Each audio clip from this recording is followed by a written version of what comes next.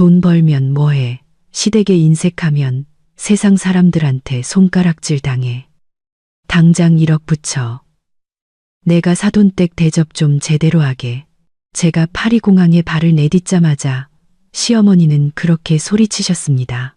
저는 한마디도 대꾸하지 않고 그저 조용히 휴대폰으로 무언가를 조작했습니다. 어머니가 들고 계신 신용카드의 결제 기능을 바로 그 시간에 맞춰 잠가버린 거죠. 결과는요. 화려한 5성급 레스토랑 한복판에서 카드는 오류를 뿜어냈고 김 여사님은 사돈댁의 노골적인 경멸에 얼굴이 새하얗게 질렸습니다. 결국 애지중지하던 순금 목걸이를 부랴부랴 풀어 1억이 넘는 청구서에 대한 담보로 맡겨야 했죠. 저는 박민서, 대기업의 팀장입니다. 여러분, 효도는 자발적인 마음이지 누군가의 끝없는 탐욕을 채우는 도구가 아닙니다. 제 이야기를 들어보시겠어요? 7년간의 결혼 생활 동안 저는 서서히 씁쓸한 진실 하나를 깨달았습니다. 저는 이 집의 며느리가 아니라 밥하고 빨래하는 기능이 탑재된 현금 자동 인출기일 뿐이라는 것을요. 그리고 절대 잔액 부족이라는 오류를 일으켜서는 안 되는 기계 말입니다. 저녁 7시 30분 저는 매달 제 이름으로 할부금을 갚아나가는 강남의 고급 주상복합 아파트로 무거운 발걸음을 옮겼습니다. 현관문을 열자마자 저를 맞이한 것은 따뜻한 불빛이나 남편의 미소가 아니었습니다.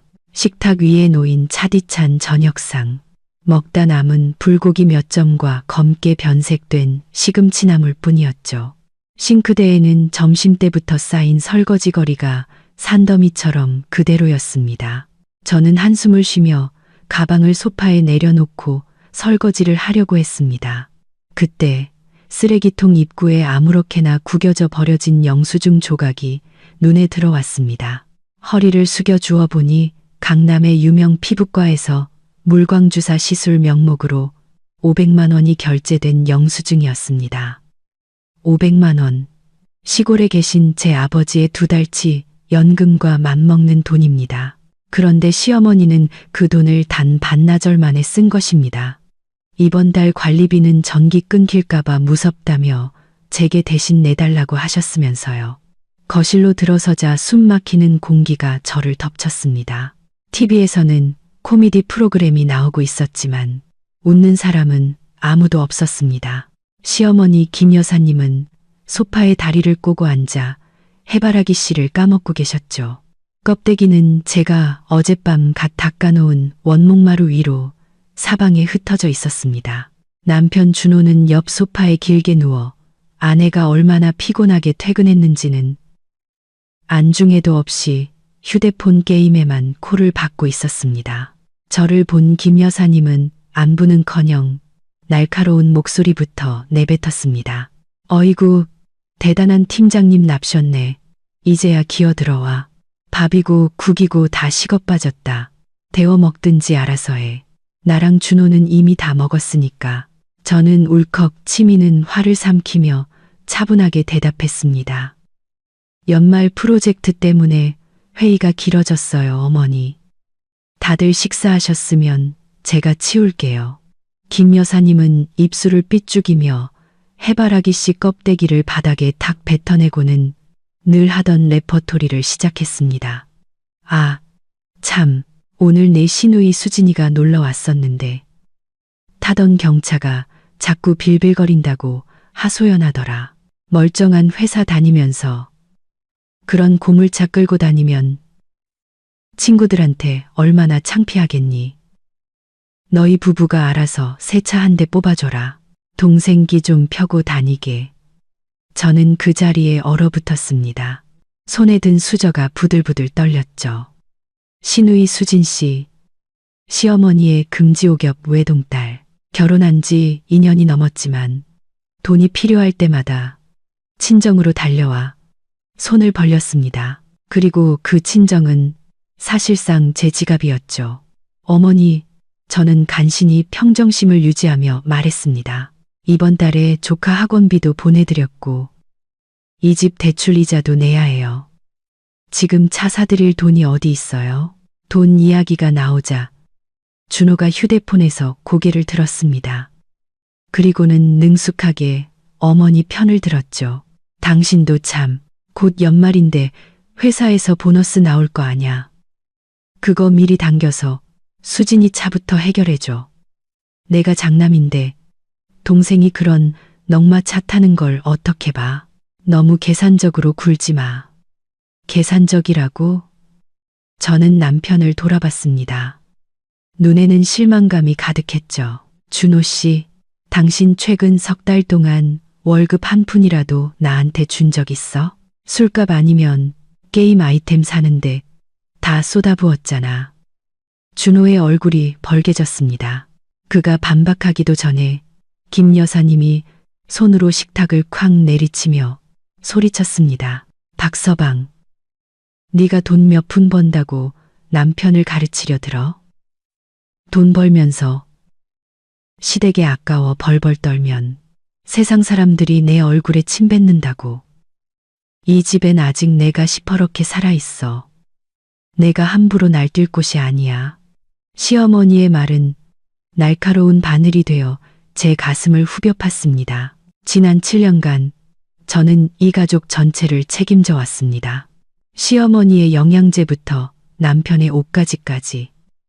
그런데 돌아온 것은 인색하다는 두 글자뿐이었습니다. 저는 더 이상 논쟁하는 것이 무의미하다는 것을 알기에 입을 다물었습니다. 고개를 숙여 마른 밥을 입에 털어 넣었습니다. 목구멍에서 씁쓸한 맛이 느껴졌습니다. 바로 그때 주머니 속 휴대폰이 울렸습니다. 사장님에게서 온 새 이메일이었습니다. 제목은 2주간 유럽 출장 발령 결정. 핵심 프로젝트. 저는 휴대폰을 꽉 쥐었습니다. 밝은 화면이 제 지친 얼굴을 비췄죠. 이 시점에 떠나는 먼 출장. 이것이 이 숨막히는 세상에서 잠시 벗어날 기회일까요? 아니면 제가 없는 동안 그들이 더 마음껏 돈을 파낼 빌미가 될까요? 그 순간 제 머릿속에 한 가지 생각이 스쳤습니다. 이제는 그들에게 돈의 가치와 자존심에 대해 제대로 된 교훈을 가르쳐 줄 때가 온 것 같았습니다. 프랑스에 간다고? 마침 잘 됐네.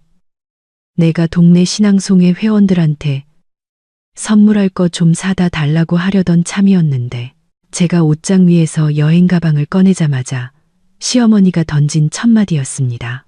어머니는 제가 얼마나 오래 가는지, 일이 힘든지는 아는지, 건강은 괜찮은지 묻지 않았습니다. 어머니 눈에 제 출장은 그저 고가의 명품을 공짜로 배달해 줄 기회일 뿐이었습니다. 저는 한숨을 삼키며 정장들을 캐리어에 차곡차곡 접어 넣었습니다. 작년 태국 출장의 끔찍한 기억이 어제 일처럼 생생하게 떠올랐습니다. 그때 저는 시댁의 온갖 친척들을 위한 야동, 과자, 파스 등으로 가득 찬 30개의 쇼핑백을 짊어져야 했습니다. 결국 공항에서 수화물 초과 요금을 물었고 제 사비로 해결해야 했죠. 집에 돌아와서는 고맙다는 말은커녕 왜 이 브랜드는 안 사왔냐, 저 브랜드는 없냐는 타박만 들었습니다. 준호는 소파에 다리를 올리고 TV를 보다가 그 말을 듣고는 벌떡 일어나며 눈을 빛냈습니다. 유럽 출장이면 출장비도 꽤 나오겠네. 현금 좀 집에 두고 가. 나 용돈 쓰게. 거기서는 회사 법인카드 쓰면 되잖아. 제가 대답하기도 전에 현관문 초인종이 요란하게 울렸습니다. 시누이 수진 씨가 평소와 달리 잔뜩 상기된 얼굴로 들어섰습니다. 분명 김 여사님이 재빨리 전화로 귀띔해 준 것이 틀림없었습니다. 수진 씨는 소파에 털썩 주저앉아 앞뒤 가릴 것 없이 휴대폰을 꺼내 제 얼굴 앞에 들이밀었습니다. 화면에는 긴 쇼핑 리스트가 빼곡히 적혀 있었죠. 새언니, 엄마한테 얘기 들었어요. 프랑스 가신다면서요. 가는 김에 샤넬 향수 몇 병이랑 이번에 새로 나온 구찌 신상 가방 좀 봐주세요. 한국 매장은 믿을 수가 없어서요. 일단 사오시면 돈은 나중에 드릴게요. 나중에 드릴게요 라는 레퍼토리는 제가 7년 동안 귀에 못이 박이도록 들은 말이었습니다. 파우더 하나, 립스틱 한 개부터 원피스까지 단 한 번도 그 돈이 제게 돌아온 적은 없었습니다. 저는 수진 씨가 원하는 명품 리스트를 훑어보았습니다. 대충 계산해봐도 수백만 원, 웬만한 직장인 몇 달치 월급에 해당하는 금액이었습니다. 김 여사님은 제가 시큰둥해 보이자 중요한 이야기를 꺼낸다는 듯 목소리를 가다듬으며 끼어들었습니다. 물건 사는 건 나중 문제고 가장 중요한 건 다음 주에 내 사돈어른들이 서울에 며칠 올라오시기로 했다는 거야. 우리가 그래도 강남 아파트에 사는데 허술하게 대접할 수는 없지. 내가 아주 근사하게 파티도 몇 번 열고 집도 꾸밀 겸 새 가구도 좀 사서 럭셔리하게 보일 생각이야. 우리 수진이가 얼마나 좋은 집으로 시집 갔는지 보여줘야 하지 않겠니? 어머니는 잠시 말을 멈추고 저를 힐끗 쳐다보더니 달콤하지만 계산적인 목소리로 말을 이었습니다. 그런데 네가 하필 이때 자리를 비우니 집안일을 누가 챙기겠니? 그러지 말고 저번에 네가 만들어준 가족카드 있잖니. 집에 무슨 급한 일이 생길지 모르니 비상용으로 가지고 있으려는 거지. 내가 늙어서 돈 쓸 일이 뭐가 있겠니? 저는 잠시 동작을 멈췄습니다. 그 플래티넘 등급의 신용카드는 2년 전 친구들에게 자랑하고 싶다는 어머니의 성화에 못 이겨 만들어드린 것이었습니다. 하지만 저는 늘 제 지갑에 보관했습니다. 어머니가 한도를 초과해 사용할까 두려웠기 때문이죠. 오늘 어머니는 이 기회를 틈타 카드의 통제권을 요구하고 나선 것입니다. 세 사람의 탐욕스러운 눈빛을 보자 목구멍까지 씁쓸함이 차올랐습니다. 그들은 멀리 떠나는 가족을 걱정하는 것이 아니었습니다. 그저 떠나기 직전의 금광에서 마지막 한 줌까지 캐내지 못해 안달이 나 있었을 뿐입니다. 하지만 이번에는 저도 예전의 순진한 며느리가 아니었습니다. 제 머릿속에 대담한 계획 하나가 피어올랐습니다. 저는 자리에서 일어나 가방 쪽으로 걸어가 그 까맣고 고급스러운 카드를 꺼냈습니다. 그리고는 활짝 웃으며 두 손으로 공손하게 카드를 김 여사님께 건넸습니다. 어머니 말씀이 맞아요. 제가 멀리 가 있으니 마음이 안 놓이네요. 이 카드는 한도도 높으니 어머니께서 가지고 계시면서 사돈어른들 맞이할 준비도 하시고 편하게 사용하세요. 제가 다 감당할 수 있어요. 김 여사님은 마치 금덩이라도 손에 쥔 듯 눈을 반짝이며 카드를 받아들었습니다. 그래, 며느리가 이래야지. 너는 걱정 말고 출장 잘 다녀와라. 집안일은 이 어미가 다 알아서 할 테니. 수진 씨도 옆에서 제 어깨를 툭툭 치며 거들었습니다. 새언니가 우리 집에서 제일 속이 깊다니까. 얼른 짐마저 싸세요. 제 물건들 잊지 마시고요. 저는 그들을 등지고 짐을 싸는 척하며 차가운 비웃음을 감췄습니다. 그들은 그 강력한 카드를 손에 쥐고 기뻐했지만 그것이 제가 그들에게 건넨 총이라는 사실은 꿈에도 몰랐을 겁니다. 그리고 그 총의 방아쇠는 제 손가락에 걸려 있었습니다. 휴대폰 조작 한 번이면 그 카드는 언제든 쓸모없는 플라스틱 조각으로 변할 수 있었습니다. 진짜 재미있는 연극은 이제 막 시작될 참이었습니다. 새벽 5시. 서울의 겨울을 알리는 차가운 새벽 공기가 골목 구석구석을 채우고 있었습니다. 저는 커다란 캐리어를 문 밖으로 끌어냈습니다. 바퀴가 문턱에 부딪혀 소리를 내지 않도록 조심스럽게 들어올렸죠. 지난 7년간 허리가 휘도록 할부금을 갚아온 이 넓은 집 안에서 남편 준호는 여전히 따뜻한 이불 속에서 늦잠을 자고 있었습니다. 김 여사님은 아마 사돈댁 앞에서 어깨를 으쓱할 꿈에 부풀어 있겠죠. 누구 하나 저를 배웅하러 나오는 사람이 없었습니다. 형식적인 인사 한마디조차도요. 제 짐을 차에 실어준 유일한 사람은 희끗희끗한 머리에 낯선 콜택시 기사님뿐이었습니다. 타인의 소박한 친절에 갑자기 코끝이 찡해졌습니다. 차는 동호대교 위를 달려 뒤편으로 노란 가로등 불빛과 함께 허비해버린 제 청춘을 남겨두고 멀어져 갔습니다. 저는 휴대폰을 꺼내 녹음 기능까지 추가로 설치한 홈 CCTV 앱을 다시 한번 확인했습니다. 파란 신호등이 깜빡이며 곧 펼쳐질 김 여사님 모녀의 막장 드라마를 녹화할 모든 준비가 끝났음을 알렸습니다.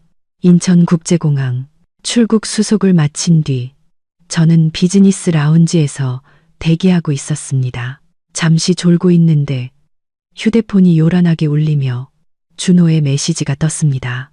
자기 비행기 탔어? 아, 엄마가 샤넬 클래식 라인으로 검은색 양가죽 부드러운 걸로 사다 달래. 엄마 취향 맞춰서 잘 사와야 해.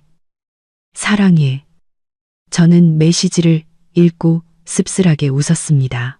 피곤하지 않냐는 질문 한마디 없이 마지막 문장까지 결국 수천만 원짜리 물건을 사달라는 요구였습니다. 결혼식 날의 기억이 슬로모션 필름처럼 스쳐 지나갔습니다. 친정어머니께서 제게 주신 순금 3돈짜리 예물 세트를 김 여사님은 신혼 첫날 밤에 맡아주겠다며 달콤한 말로 가져가서는 준호의 도박 빚을 갚는데 몽땅 써버렸습니다. 7년이 지난 지금까지 저는 단 한 돈도 돌려받지 못했습니다. 그날의 어리석었던 제 순종이 오늘날 그들의 끝없는 탐욕을 키운 것입니다. 팀장님, 이제 탑승 게이트로 가셔야 해요. 함께 출장을 가는 후배 직원의 목소리에 저는 현실로 돌아왔습니다. 저는 자리에서 일어나 깊은 숨을 들이마시고 비행기에 올랐습니다. 곧 지상에서 멀어진다는 생각에 이상하게도 마음이 가벼워졌습니다. 휴대폰을 비행기 모드로 전환하려던 순간 은행 앱에서 알림 하나가 불쑥 튀어올랐습니다. 결제 완료. 금액 50영원. 결제처 이마트. 저는 입꼬리를 올렸습니다. 차가운 미소가 번졌죠. 김 여사님은 역시 단 1초도 기다리지 못했습니다. 제가 떠난 지 2시간도 채 되지 않아 그 가족 카드를 들고 집 근처 마트로 달려가 카드가 정말 작동하는지 제가 속인 것은 아닌지 시험해 본 것입니다. 사돈댁 앞에서 제대로 체면을 세우기 전에 이 보물이 진짜인지 확인하고 싶었던 그 신중함. 하지만 저는 이 수까지 모두 계산해 두고 있었습니다. 저는 알림 메시지를 마지막으로 한번 쳐다본 뒤 태연하게 스위치를 밀어 비행기 모드로 전환했습니다. 아래의 혼란스러운 세상과 완벽하게 단절되었죠. 엔진이 굉음을 내며 비행기가 속도를 높이기 시작했습니다. 제 머릿속에는 단호한 독백이 울려 퍼졌습니다. 마음껏 쓰세요. 어머니, 돈 있는 사람의 기분을 마음껏 즐겨보세요. 이게 제가 어머니께 대접하는 마지막 파티가 될 테니까요. 그리고 그 대가는 어머니가 꿈꿔왔던 그 어떤 명품보다도 훨씬 비쌀 겁니다. 파리 시간으로 새벽 2시, 저는 낯선 호텔 방의 싸늘함 속에서 잠이 깼습니다. 낯선 잠자리 때문이 아니라 무언가 불길한 예감이 들었기 때문입니다. 저는 손을 뻗어 휴대폰을 집어들고 한국 거실에 설치된 CCTV 앱을 열었습니다. 출장 가기 전 만일의 사태에 대비해 와인 수납장 구석에 몰래 설치해둔 장비였죠. 화면이 켜지자마자 제 눈에 들어온 광경에 온몸에 피가 굳는 듯 했습니다. 제가 보물처럼 아끼던 짙은 갈색의 이탈리아산 가죽 소파 위. 김 여사님은 맨발을 소파 위에 떡하니 올린 채 해바라기 씨를 까먹고 있었습니다. 껍데기는 반짝이는 원목마루 위로 사방에 흩어져 있었죠. 그 옆에는 시누이 수진 씨가 앉아 있었습니다. 두 모녀는 TV를 보며 시끄럽게 웃고 떠들고 있었죠. 어휴, 저 밉상 박 서방 없으니까 집이 다 시원하네, 엄마. 수진 씨가 손톱을 다듬으며 입술을 삐죽였습니다. 목소리에는 적개가 가득했죠. 집에서 걔 무뚝뚝한 얼굴만 봐도 체할 것 같았어. 걔 없으니까 우리 모녀가 하고 싶은 거 다 하고 얼마나 좋아. 김 여사님은 해바라기 씨 껍데기를 바닥에 탁 뱉으며 비웃었습니다. 그럼, 야, 이번에 내 사돈 어른들 오시면 내가 제대로 보여줄 거야. 지난번에 내가 사돈 마님한테 우리 집이 얼마나 잘 사는지, 며느리가 대기업 팀장이라 돈을 물쓰듯 한다고 잔뜩 부풀려 놨거든. 이제 와서 초라하게 대접하면 비웃음거리밖에 더 되겠니? 수진 씨의 눈이 빛났습니다. 그럴 돈이 어디 있어, 엄마? 준호 오빠 월급은 쥐꼬리만 한 데다 그나마도 게임에 다 꼬라박잖아. 김 여사님은 주머니를 뒤져 제가 건넨 급감한 신용카드를 꺼내 보이며 의기양양하게 말했습니다. 걱정도 팔자다. 내가 칼자루를 쥐고 있는데 박서방이 마음껏 쓰라고 카드를 줬어. 마트에서 긁어봤는데 아주 쌩쌩 잘 긁히더라. 이번에 내가 사돈 어른들 모시고 5성급 호텔 레스토랑 가서 밥 먹이고 백화점에서 쇼핑도 팍팍 시켜줄 거야. 네가 시댁에서 어깨 좀 펴게 해줘야지. 바로 그때 준호가 침실에서 부스스한 머리로 걸어 나왔습니다. 엄마, 게임머니 충전하게 200만 원만 줘. 어제 운이 없어서 다 잃었어.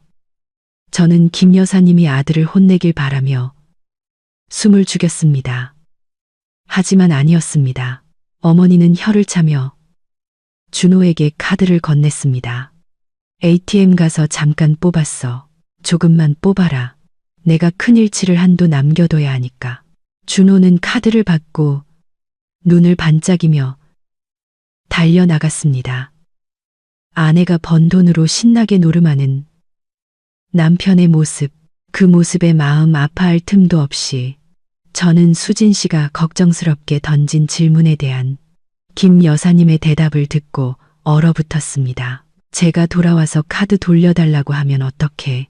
네가 뭘 걱정해? 이 집 서류상으로는 준호 이름으로 되어 있잖아. 내가 다 계획이 있어. 쟤 돌아오면 윽박질러서 나머지 지분까지 싹 다 준호한테 넘기게 할 거야. 그래서 내가 등기권리증을 확실히 쥐고 있어야지. 일단 등기권리증이 내 손에 들어오면 저런 며느리녀는 내가 데리고 있고 싶으면 두고 싫으면 언제든 길바닥으로 내쫓으면 그만이야. 걔는 그냥 운 좋게 돈 좀 버는 애일 뿐이라고. 저는 화면을 껐습니다. 그리고 어둠 속에서 조용히 앉아 있었습니다. 눈물은 한 방울도 흐르지 않았습니다. 심장을 찌르는 고통은 이미 차가운 마비 상태로 변해 있었습니다. 알고 보니 저는 그동안 제 품에서 적을 키우고 있었던 겁니다. 저는 침착하게 은행 앱을 열었습니다. 제 돈으로 체면을 세우고 싶다고요. 제 집을 빼앗고 싶다고요. 좋아요.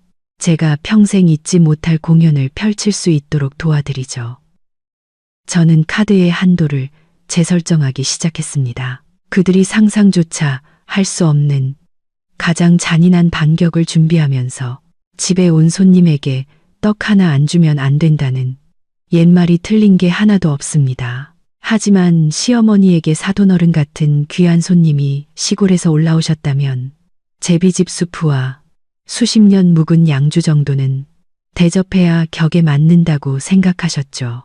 저는 파리에 앉아 휴대폰 화면을 통해 제 집 거실에서 벌어지고 있는 광경을 똑똑히 지켜봤습니다.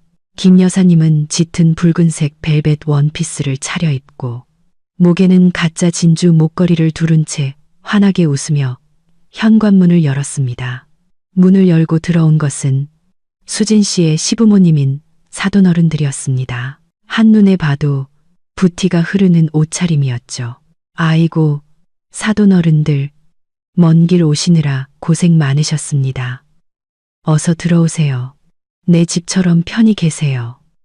김 여사님은 눈이 안 보일 정도로 웃으며 살갑게 말했습니다. 사돈마님은 김 여사님이 조금 전까지 맨발을 올리고 있던 그 이탈리아제 가죽 소파에 앉으며 감탄했습니다. 어머, 사부인. 아파트가 정말 넓고 위치도 좋네요. 들어오자마자 돈 냄새가 확 나는데요. 칭찬에 기분이 좋아진 김 여사님은 부채를 살살 붙이며 하늘 높은 줄 모르고 으쓱댔습니다. 그럼요.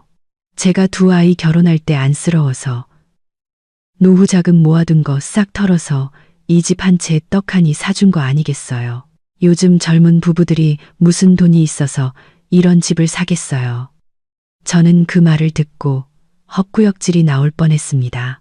평생 벽돌 한 장 보태준 적 없으면서 매달 관리비까지 저에게 내달라고 하시던 분이었습니다. 7년간 허리가 휘도록 은행 빚을 갚아온 제 노력이 순식간에 시어머니의 결혼 선물로 둔갑해 버렸습니다.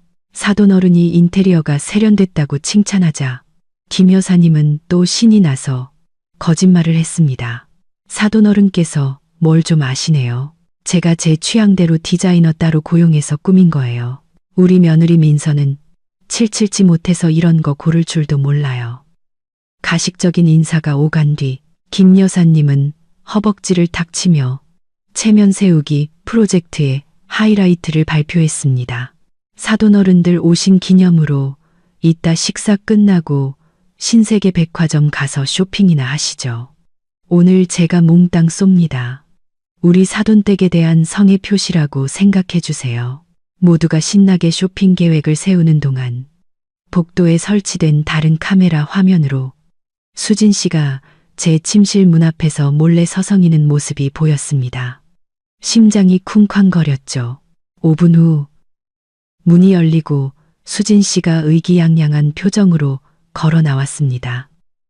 그녀의 손에는 회색빛 한정판 디올 레이디백이 들려 있었습니다. 제가 스스로에게 선물했던 가장 비싼 명품이었죠. 수진 씨는 그 가방을 들고 거실로 나와 한 바퀴 빙그르르 돌았습니다. 엄마, 나 새언니 가방. 며칠만 좀 빌릴게. 시부모님이랑 같이 다니는데 명품 하나쯤은 들어줘야 폼이 나잖아. 김 여사님은 딸을 보며 만족스럽게 고개를 끄덕였습니다. 사생활 침해라는 개념은 전혀 없어 보였죠. 그래, 가져다 써라. 박서방이 저 가방 드니까 촌티나고 가방만 아깝더라. 우리 딸이 드니까 명품이 사네. 그냥 네가 가져. 이 집에서는 내가 왕이야. 걔가 감히 뭐라고 하겠어. 피가 머리로 솟구쳐 귀가 멍멍해졌습니다. 그것은 제 피와 땀이었고 제 자존심이었습니다. 그런데 이제 와서 주인 없는 물건처럼 그들 모녀가 마음대로 사용하고 있었습니다. 제 손가락이 떨리며 마이크 아이콘을 누르려다 멈췄습니다. 안 돼, 박민서. 침착해야 해. 지금 소란을 피우면 가방을 돌려주고는 발대 말게 뻔해.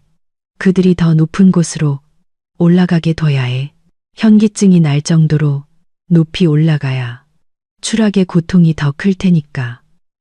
그 디올 가방은 이 가짜 상류층들의 좀도둑질을 증명할 빼도 박도 못할 증거가 될 것입니다. 저는 울분을 삼키고 화면을 껐습니다. 그리고 다음 막이 오르기를 기다렸습니다. 파리 시간으로 오후 1시, 저는 파트너와의 회의를 막 끝내고 나왔습니다. 머릿속은 여전히 복잡한 숫자들로 가득 차 있었죠. 주머니 속에서 조용히 잠자코 있던 휴대폰이 갑자기 요란하게 울리며 호텔 복도의 정적을 깼습니다. 화면이 환하게 켜지며 제가 시집 온 첫날부터 지독한 아이러니를 담아 저장해둔 이름이 표시되었습니다. 사랑하는 시어머니. 저는 옅게 비웃으며 창밖을 내다보았습니다. 에펠탑이 오후의 햇살 아래 우뚝 솟아 있었죠. 김 여사님의 전화 타이밍은 기가 막혔습니다.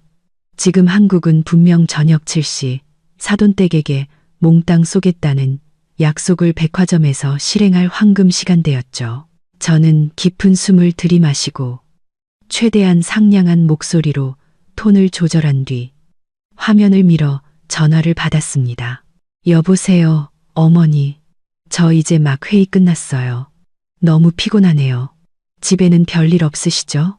수화기 너머로 백화점의 시끄러운 배경음악, 안내방송, 사람들의 웃음소리가 섞여 들려왔습니다. 그 소음을 뚫고 김 여사님의 목소리가 들려왔습니다. 꿀처럼 달콤했죠. 별일 없고 말고 내가 지금 사돈 어른들 모시고 신세계 백화점 구경하고 있단다.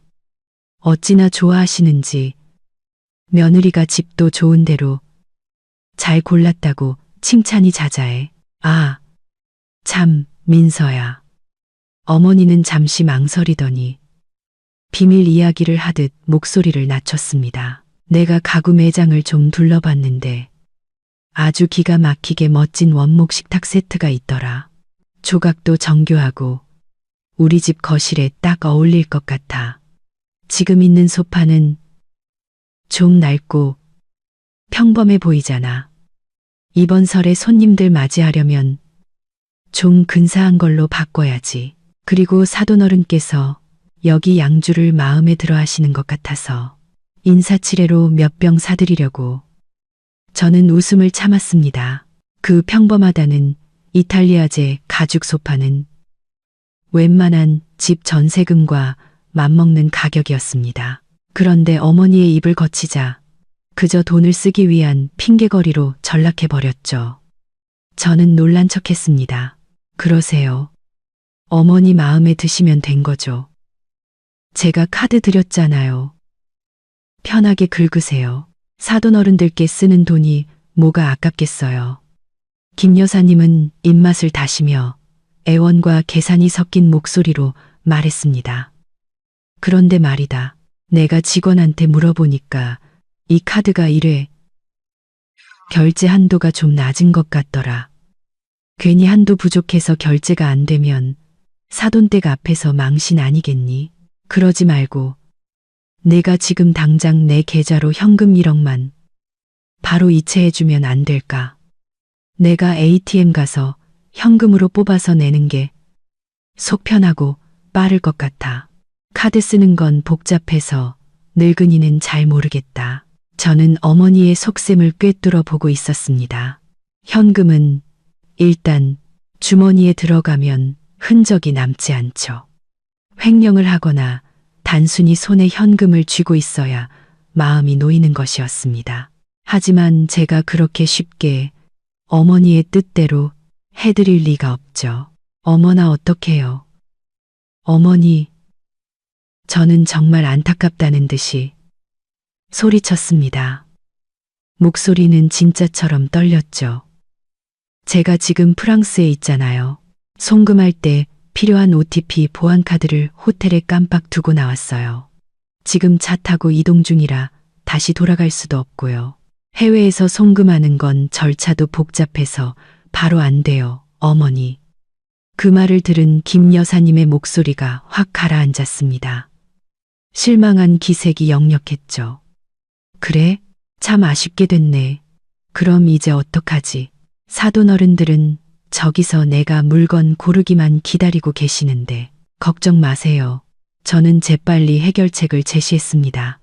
현금 이체는 안 되지만 제가 앱으로 신용카드 한도를 바로 올려드릴 수는 있어요. 제가 한도를 2억 원으로 확 늘려드릴게요. 어머니는 그냥 그 카드 가지고 긁기만 하세요. 식탁 세트가 뭐예요? 백화점 전체를 사셔도 될 거예요. 요즘 세상에 누가 촌스럽게 현금 써요. 어머니께서 이 블랙카드를 딱 내밀면 사돈댁에서도 어머니를 더 세련됐다고 생각하실걸요. 세련됐다는 말과 2억이라는 숫자에 김 여사님은 금세 마음이 풀렸습니다. 목소리는 다시 하늘을 찌를 듯이 높아졌죠.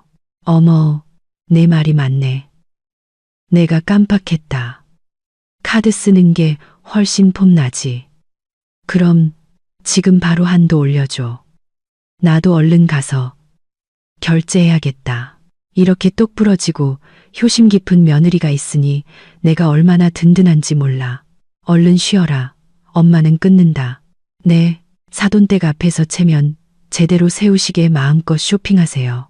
제가 바로 처리할게요. 저는 전화를 끊었습니다. 입가의 미소는 순식간에 사라지고 그 자리에는 칼날처럼 차가운 눈빛이 남았습니다. 김 여사님, 제가 정말 황금알을 낳는 거위인 줄 아셨나요? 체면을 세우고 싶다고요. 제가 세워드리죠. 하지만 그 대가는 처절한 망신이 될 겁니다. 저는 휴대폰의 은행 앱을 열었습니다. 손가락이 화면 위를 빠르게 움직였죠. 저는 약속대로 가족카드의 표시 한도를 2억 원으로 상향 조정했습니다. 김 여사님이 문자 메시지로 잔액을 확인하더라도 그 거대한 숫자를 보게 될 겁니다. 하지만 바로 그 직후 저는 카드 보안 설정 메뉴로 들어갔습니다. 그리고 침착하게 POS 단말기 결제 잠금 스위치를 켰고 1회 거래 한도를 0원으로 설정했습니다. 모든 것은 1분도 채 걸리지 않아 끝났습니다. 이제 김 여사님의 손에 들린 카드는 엄청난 한도를 가진 권력의 상징처럼 보이지만 실제로는 속이 완전히 비어버린 쓸모없는 플라스틱 조각에 불과했습니다. 김 여사님은 자신이 의기양양하게 사돈댁을 이끌고 화려한 조명이 빛나는 구찌 매장으로 들어서는 그 순간 자신의 인생에서 가장 치욕적인 덫으로 걸어 들어가고 있다는 사실을 전혀 알지 못했습니다. 저는 휴대폰을 내려놓고 의자에 등을 기댔습니다. 마음속으로 생각했죠. 마음껏 고르세요. 어머니, 가장 비싼 걸로요. 과연 결제할 때 어머니의 그 허황된 자존심이 어머니를 구해줄 수 있을지 어디 한번 보죠.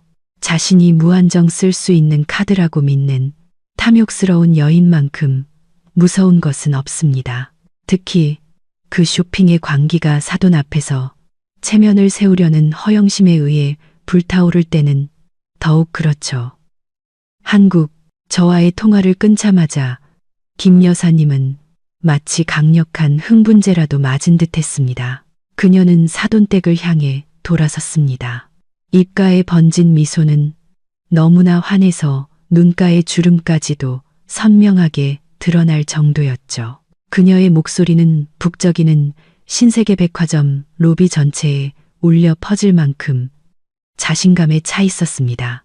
사돈 어른들, 보셨죠? 제 말이 맞잖아요. 우리 며느리가 얼마나 효심이 깊은지. 멀리 출장 가서도 집에 있는 늙은 어미가 돈 부족할까봐 전전긍긍한다니까요. 방금도 저한테 2억 원 한도를 더 얹어주면서 사돈 어른들께 드릴 선물 사라고 어찌나 성화인지.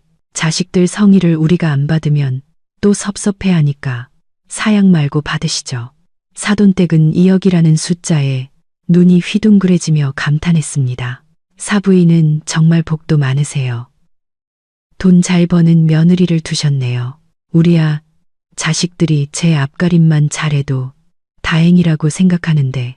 칭찬에 어깨가 으쓱해진 김 여사님은 손짓으로 일행을 이끌었습니다. 오늘은 사돈 어른들께서 마음에 드는 거 뭐든지 고르세요. 제가 다 삽니다. 수진아, 부모님 모시고 구경 좀 해드려라. 나는 저쪽 고급 화장품 코너 가서 영양크림이나 좀 봐야겠다. 요즘 피부가 영 푸석푸석해서 말이야. 원래부터 허영심은 많았지만 주머니는 가벼웠던 시누이 수진 씨. 엄마가 며느리 돈으로 멍석을 깔아주자 마치 물 만난 고기 같았습니다. 그녀는 시어머니의 손을 이끌고 곧장 명품 의류 브랜드인 모스키노 매장으로 들어갔습니다. 수진 씨는 원피스 하나하나를 꼼꼼히 살피고 몸에 대보더니 김 여사님에게 물었습니다. 엄마, 이 실크 원피스 600만 원인데 나한테 잘 어울려? 김 여사님은 가격표는 쳐다보지도 않고 마치 재벌 사모님처럼 손을 휘저었습니다. 어울리네. 자, 사라. 저기 어울리는 하이힐도 같이 사서 세트로 맞춰. 이왕 살 거면 머리부터 발끝까지 싹 다 맞춰야 폼이 나지. 수진 씨는 신이 나서 무자비하게 물건을 쓸어 담았습니다. 20만 원짜리 톰포드 립스틱, 거의 100만 원에 육박하는 에스티로더 스킨케어 세트, 그리고 남편과 아이를 위한 옷과 신발까지. 김 여사님은 옆에 서서 말리기는커녕 연신 고개를 끄덕이며 추임새를 넣었습니다. 제일 좋은 걸로 골라라. 우리 집은 싸구려 안 쓴다. 딸의 쇼핑을 흐뭇하게 지켜본 뒤 김 여사님은 사돈댁에게 체면을 세우겠다는 약속을 이행하기 시작했습니다. 그녀는 사돈어른을 시계 매장으로 끌고 가 진열장 안에 놓인 나도 브랜드의 가죽 시계를 가리켰습니다. 사돈어른, 이거 차시니까 훨씬 멋있으시네요. 지금 차고 계신 시계는 너무 낡았어요. 바꾸실 때 됐죠. 아가씨, 이거 포장해줘요. 사돈 마님에게는 고급 실크 스카프와 진짜 가죽으로 만든 핸드백을 골라주었습니다. 사돈댁에게 주는 선물 값만 해도 어림잡아 3천만 원에 육박했죠. 김 여사님은 물건을 가리키면서도 직원들의 태도를 힐끗 살폈습니다. 자신을 큰손 고객으로 대하며 굽실거리는 그들의 모습에 희열을 느꼈습니다. 백화점 곳곳을 거의 2시간 동안 휩쓴 결과 통합 계산대에는 쇼핑한 물건들이 산더미처럼 쌓였습니다. 계산원 직원이 바코드를 찍고는 공손하게 말했습니다. 고객님, 가족분들 쇼핑하신 금액 총합은 6,250만 원입니다. 6,250만 원. 평범한 가정이 1년 내내 모아도 힘든 돈. 하지만 지금 김 여사님에게는 제가 방금 그려준 2억 원이라는 가상의 한도 안에 있는 숫자에 불과했습니다. 김 여사님은 시계를 보더니 날이 어둑해지고 배가 고파오자 거만한 표정으로 직원에게 말했습니다. 물건이 너무 많아서 들고 다니기 번거롭네. 당신들이 잘 포장해서 여기 계산대에 맡아도 우리 가족은 위층에서 저녁 식사 좀 하고 올 테니까 이따 내려와서 카드로 한 번에 결제하고 기사시켜서 차로 가져가라고 할게. 직원은 보통 즉시 결제가 원칙이라 잠시 망설였습니다. 하지만 김 여사님의 당당한 태도와 방금 전 큰 소리로 한도를 늘렸다고 통화하는 모습을 떠올리며 물건을 맡아주기로 했습니다. 김 여사님은 고개를 빳빳이 들고 일행을 이끌고 엘리베이터로 향했습니다. 목적지는 가장 화려한 레스토랑들이 모여있는 꼭대기층이었습니다. 입구에 거대한 랍스터 수조가 있는 것으로 유명한 5성급 해산물 레스토랑에 들어서자마자 김 여사님은 도시의 야경이 한눈에 보이는 VIP 룸으로 달라고 큰 소리로 요구했습니다. 레스토랑은 따뜻한 금빛 조명과 새하얀 테이블복, 그리고 부드러운 피아노 선율로 가득했습니다. 두꺼운 가죽 메뉴판을 손에 든 김 여사님은 오른쪽의 가격란은 쳐다보지도 않았습니다. 그녀는 가장 먹음직스러워 보이는 사진들을 손가락으로 가리켰습니다. 여기 킹크랩 제일 큰 놈으로 2마리 쪄주시고 전복이랑 상어 지느러미 수프는 인원수대로 주세요. 아, 그리고 사돈어른 드시게 1998년산 프랑스 와인도 한 병 갖다 주시고요. 하여튼 이 집에서 제일 맛있고 제일 비싼 걸로 싹 다 가져오세요. 사돈어른은 주문하는 것을 듣고 식은땀을 흘리며 김 여사님 귀에 대고 속삭였습니다. 사부인, 너무 많이 시키는 거 아니에요. 간단하게 먹죠. 너무 비싸요. 김 여사님은 손을 내저으며 테이블에 모두가 들으라는 듯 큰 소리로 웃었습니다. 아이고, 사돈어른은 걱정도 많으셔. 오늘 제가 쏜다고 했잖아요. 우리 며느리가 부모님 잘 모시라고 돈 버는 건데 우리가 안 쓰면 누가 쓰겠어요. 마음껏 드시고 취하세요. 돈은 아무 문제 없습니다. 비록 지구 반대편에 앉아 있었지만 시어머니의 성격을 꿰뚫고 있는 저는 그 광경이 눈에 선하게 그려졌습니다. 김 여사님은 붉은 와인잔을 높이 들고 있겠죠. 술기운과 승리감에 취해 얼굴이 붉게 달아오른 채로 마치 여왕이라도 된 듯 대접받는 기분을 만끽하면서 그녀는 지금 자신이 삼키고 있는 산의 진미가 잠시 후 자신의 위장을 짓누르는 돌덩이가 될 것이라는 사실을 꿈에도 몰랐을 겁니다. 그녀가 사냥꾼이라고 생각했던 이 잔치는 곧 그녀 스스로를 탐욕과 허영심에 덫에 걸린 사냥감으로 만들 참이었습니다. 5성급 레스토랑의 화려한 공간, 크리스탈 샹들리에의 불빛이 핏빛처럼 붉은 와인잔에 반사되어 반짝이며 허영심에 취한 영혼들의 공허함과 가식을 감추고 있었습니다. VIP 테이블 위에는 킹크랩, 대게, 제비집 수프 등 돈과 환상의 권력을 상징하는 음식들이 가득했습니다. 남편 준호가 조금 늦게 평소와는 다른 멀끔한 모습으로 나타났습니다. 몸에 딱 붙는 네이비색 이탈리아 정장에 머리는 포마드로 윤기나게 넘기고 손목에는 번쩍이는 스위스 시계를 차고 있었죠. 넥타이부터 구두까지 모두 작년 결혼기념일에 제가 그의 사회생활에 도움이 되길 바라며 사준 고가의 명품들이었습니다.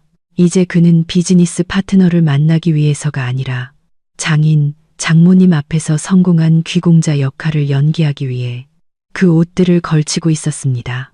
아들이 온 것을 본 김 여사님은 턱을 까딱하며 손짓했습니다. 저기 준호 오네. 이리 와서 장인어른 옆에 앉아서 술 한 잔 따라드려라. 준호는 가식적인 미소를 지으며 사돈내외에게 꾸벅 인사하고 자리에 앉았습니다. 마치 이 호화로운 파티의 비용을 자신이 전부 부담한 사람처럼 의기양양한 표정이었죠. 몇 잔의 술에 거나하게 취한 사돈어른이 붉어진 얼굴로 술잔을 높이 들며 칭찬했습니다.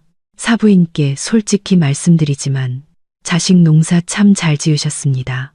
아드님은 이렇게 훤칠하고 능력 있고 며느님은 돈도 잘 벌면서 싹싹하고 효심도 깊으니 사부인께서는 정말 세상에서 가장 복받은 분이십니다. 칭찬에 입이 귀에 걸린 김 여사님은 웃느라 누렇게 변색된 이가 다 드러났습니다. 그녀는 손을 내저으며 가식적인 겸손을 떨었습니다. 아이고, 과찬이십니다. 다 제 덕이죠. 우리 며느리 민서가 대기업 팀장이라고 월급은 좀 받지만 솔직히 이 집안 돈 관리는 전부 제가 합니다. 걔가 얼마를 벌어오든 전부 시어머니한테 갖다 바쳐야죠. 젊은 애가 뭘 안다고 돈을 관리하겠어요. 제가 이렇게 알뜰살뜰 모으지 않았으면 아마 옷이나 화장품 사는데 다 탕진했을 겁니다. 옆에서 게살을 우물거리던 수진 씨도 엄마의 말에 기름을 부었습니다. 엄마 말이 맞아요. 새언니가 돈은 좀 버는 것 같긴 한데 집안일은 영광이에요. 밥 한 끼 제대로 못 차리고 설거지하다가 그릇도 깨먹기 일수죠. 그나마 착하고 성실한 제 동생이랑 결혼하고 우리 엄마가 하나부터 열까지 다 가르쳐서 사람 된 거예요. 다른 집이었으면 벌써 쫓겨났을걸요. 테이블 전체가 와하하 웃음을 터뜨렸습니다. 유쾌한 웃음소리와 잔 부딪히는 소리가 섞여 귀를 찔렀습니다. 그들은 저를 진흙탕 속으로 끌어내려 자신들을 치켜 세우는데 여념이 없었습니다. 제 희생과 인내를 어리석음과 무능함으로 치부하면서 승리감에 도취된 김 여사님은 기분 좋게 직원을 불렀습니다. 이봐요. 여기 12년산 양주 한 병 더 가져와요. 와인은 너무 싱겁네. 입가심으로 독한 술이 좀 들어가야지. 제일 비싼 걸로 가져와요. 돈 아끼지 말고. 150만 원짜리 양주가 금세 테이블에 놓이고 뻥소리를 내며 코르크 마개가 열렸습니다. 김 여사님은 모든 잔에 술을 가득 따르며 억지로 마시게 했습니다. 파티는 거의 3시간 동안 이어졌고 음식은 산더미처럼 남아 버려졌습니다. 모두가 배부르고 취해 의자에 기대어 있을 때 김 여사님은 마치 은혜를 베푸는 여왕처럼 손을 흔들어 계산을 요청했습니다. 레스토랑 지배인이 가죽 계산서 홀더와 무선 카드 단말기를 들고 다가왔습니다. 그녀는 공손하게 허리를 숙여 계산서를 테이블 위에 내려놓았습니다. 고객님, 가족분들의 식사 영수증입니다. 봉사료와 세금을 포함한 총 식사 비용은 4,260만 원입니다. 아까 백화점 계산대에 맡겨두신 쇼핑 물품 250만 원과 합산하여 총 결제하실 금액은 1억 510만 원입니다. 1억이 넘는 금액이 테이블에 울려 퍼지자 순간 정적이 흘렀습니다. 술에 취해 있던 사돈어른들도 깜짝 놀라 정신이 번쩍 들 정도였습니다. 하지만 김 여사님은 아니었습니다. 그녀는 여전히 거만한 미소를 지으며 제가 쓰던 악어가죽 지갑을 꺼내 들었습니다. 그리고 그 까만 신용카드를 꺼내 계산서 홀더 위에 올려놓았죠. 별거 아니네. 그녀는 술에 취해 혀가 꼬인 목소리로 말했습니다. 긁어요. 오늘 내가 기분이 좋으니 팁으로 20만 원 더 줄게. 지배인은 감사하다며 미소를 짓고 카드를 받아 단말기에 꽂았습니다. 삐빅 소리가 나고 신호등이 깜빡였습니다. 모든 사람의 시선이 그녀의 손에 들린 작은 기계에 쏠렸습니다. 운명의 시간이 왔습니다. 적나라한 진실이 곧 드러나 김 여사님과 시댁 식구들이 공들여 쌓아올린 화려한 가식의 껍데기를 갈기갈기 찢어놓을 순간이었습니다. 저는 컴퓨터 화면 앞에 앉아 뜨거운 차를 한 모금 마시며 그 허영심의 풍선이 터지는 거대한 소리를 미소 지으며 기다렸습니다. 삐빅삐빅. 작은 카드 단말기에서 터져나온 건조한 오류음이 화려한 공간에 울려 퍼졌습니다. 그 소리는 조용한 밤, 화재 경보기 소리보다 더 날카롭고 소름 끼치게 들렸죠. 그 소리는 마치 김 여사님의 얼굴에 찬물을 끼얹은 듯 그녀의 입가에 피어오르던 거만한 미소를 순식간에 얼어붙게 했습니다. 레스토랑 지배인의 영업용 미소도 순간 굳어졌습니다. 그녀는 단말기 화면을 힐끗 보더니 정갈하게 다듬어진 눈썹을 살짝 찌푸렸습니다. 김 여사님을 올려다보는 그녀의 눈빛은 완전히 변해 있었습니다. 처음 신을 대하듯 하던 아첨과 공손함은 사라지고 이제는 의심과 경계, 심지어는 은근한 경멸감마저 서려 있었죠. 그녀는 조심스럽게 카드를 빼내며 작지만 테이블에 모두가 들을 수 있는 목소리로 말했습니다. 고객님, 죄송하지만 거래가 승인되지 않았습니다. 한도 초과 또는 카드사 측의 거래 정지로 인해 결제가 거부된 것으로 보입니다. 김 여사님은 불에 댄 듯 화들짝 놀라며 얼굴이 시뻘개졌습니다. 그녀는 직원 손에서 카드를 낚아채 마치 깨진 곳이라도 찾는 듯 앞뒤로 뒤집어 보며 소리쳤습니다.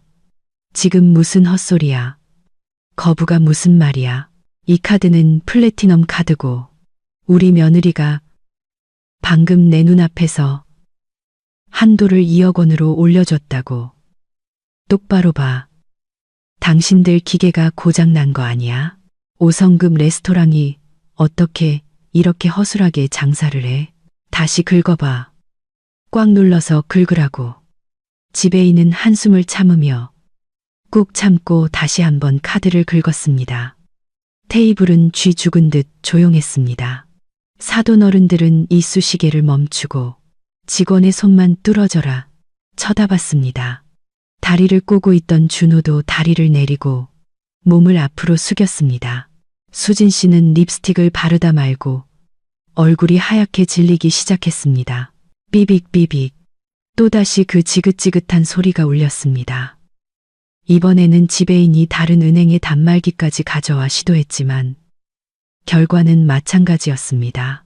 화면에는 거래 거절이라는 붉은 글씨가 도전적으로 깜빡였습니다. 고객님, 3번이나 다시 시도해 보았습니다. 은행 시스템에서 결제가 불가능한 카드로 확인됩니다. 다시 한번 확인하시거나 다른 결제 수단으로 지불해 주시기 바랍니다. 이번에는 김 여사님도 정말 식은땀을 흘리기 시작했습니다. 차가운 땀방울이 이마에 송골송골 맺혀 두꺼운 화장 위로 흘러내리며 얼룩덜룩한 자국을 남겼습니다. 창백해져가는 그녀의 늙은 얼굴 위로 말이죠. 그녀는 더듬거렸습니다. 아까의 자신감은 온데간데 없이 사라졌죠. 말도 안 돼. 아까 마트에서는 분명히 긁혔는데 왜 갑자기 이러지? 분명히 은행 착오일 거야. 테이블의 분위기는 끔찍하게 어색해졌습니다. 옆 테이블의 손님들이 힐끔거리며 수군대기 시작했습니다. 마치 돈 떼먹는 사람을 보듯 쳐다보는 시선에 김 여사님의 얼굴이 불타는 듯 화끈거렸습니다. 사돈어른은 상황이 심상치 않음을 느끼고 헛기침을 하며 주머니에서 지갑을 꺼내려 했습니다. 아무래도 카드에 기술적인 문제가 생긴 모양이네요. 사부인, 일단 이쪽은 제가 계산하도록 하죠. 다 한 가족인데 뭘 그러세요? 사돈어른의 말은 불에 기름을 붓는 격이었습니다. 김 여사님의 자존심이라는 팽팽한 신경을 건드린 것이죠.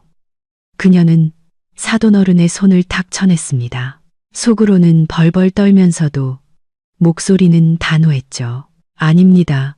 사돈어른, 가만히 계세요. 오늘 제가 쏜다고 했으면 제가 쏘는 겁니다. 저희 집안 명예가 달린 문제예요. 분명히 우리 민서가 뭘 잘못 조작했거나 프랑스 인터넷이 불안정해서 그럴 겁니다.